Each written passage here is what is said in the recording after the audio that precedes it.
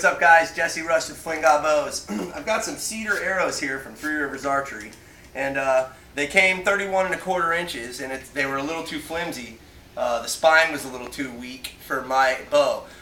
So I've done a test. I took an inch off first of one of them. They were still a little too flimsy. I took another ½ inch off, and they're perfect. I say hi. Hold on, baby. Say hi to Tegan. Hi. I got blood. He's got blood. He got in a little fight with a 3-year-old. So anyway, so now we're gonna I'm gonna show you how I do this. I'm taking an 1.5 inches off each arrow. I start with a heat gun. Here's the supplies you're gonna need. You're gonna need a pen, possibly some super glue in case you get a split. You're gonna need your hot glue that comes from Three Rivers Archery, and you're also gonna need your taper tool. One end of the taper tool is made to do the knock side. The other end is made to do the point side. Okay, and you're going to need a small hacksaw, fine-tooth hacksaw to cut the arrows with. So let's get started. First, you turn on your heat gun, and you heat the arrowhead up.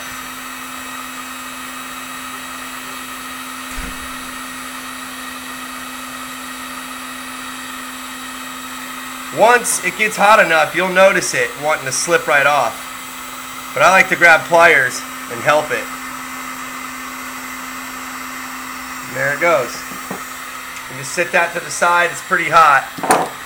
Now you can shut the heat gun off. Now you take a measurement. My measurement just happens to be 1.5 inches because I've already worked this out like I told you before. So once you get your measurement down, you make a small mark, and then you make it a little bit bigger with your pen. Then you take your saw, using your thumb as a guide for the saw, you start cutting. Now with these cedar shaft arrows, I know for a fact, you need to kind of cut all the way around, gently at first. This saw cuts on the pull. That's the way the teeth are designed, so it's good to push it first to get the line started. The reason you want to cut all the way around is because if you don't, as you're cutting through on the bottom side, it'll split a lot of times. So now that you've cut all the way around, you can just go ahead and get to work and cut through the whole thing. Almost through it now. There we go. Now that you've got that piece cut off, throw it to the side. You take your taper tool. Use the side made for the front of the shaft where the arrowhead goes, just like a pencil sharpener. You taper it on down, and then when you get to the end, you want to twist the arrow, not the taper tool, and just make sure that you get it real nice and cleaned up. Now, make sure your arrowhead is readily available to grab.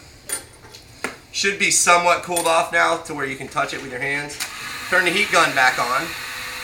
Use your hot glue, and this is special arrow shaft glue. I'm not using a hot glue like a hot glue gun. This is powerful stuff.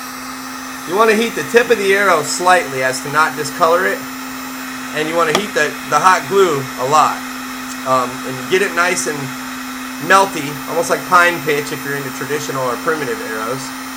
Not traditional, primitive. You can kind of see where it's melty. You can also do that part with a lighter or a blowtorch. And I like to leave both surfaces over the heat gun while doing this. Now we're almost done. You grab your arrowhead, which is still hot from before, but I'm going to go ahead and put the edge of it over the heat gun. You make sure your glue is nice and boiling hot. And then it's simple as 1, 2, 3. Slip it on, smush down.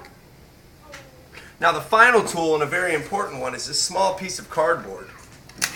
Turn the heat gun on again and use the cardboard to get off the excess glue around the bottom of the arrowhead. It's pretty self-explanatory there, guys.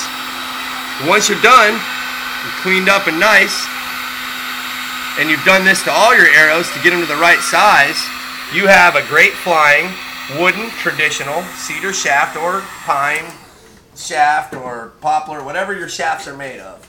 You have a beautiful arrow that spins correctly, close up on the tip of this arrow, and you'll notice that it does not wobble at all. I'm spinning it right now. It does not wobble, or you can do the old, this test to feel if you can feel it wobbling in your hand. It does not wobble on the table. Does not wobble. It's beautiful. It's perfect. And that is how you cut down your wooden arrow shafts to size. I hope this video was helpful. I'm Jesse Rush from Fling Bows. Have a good one.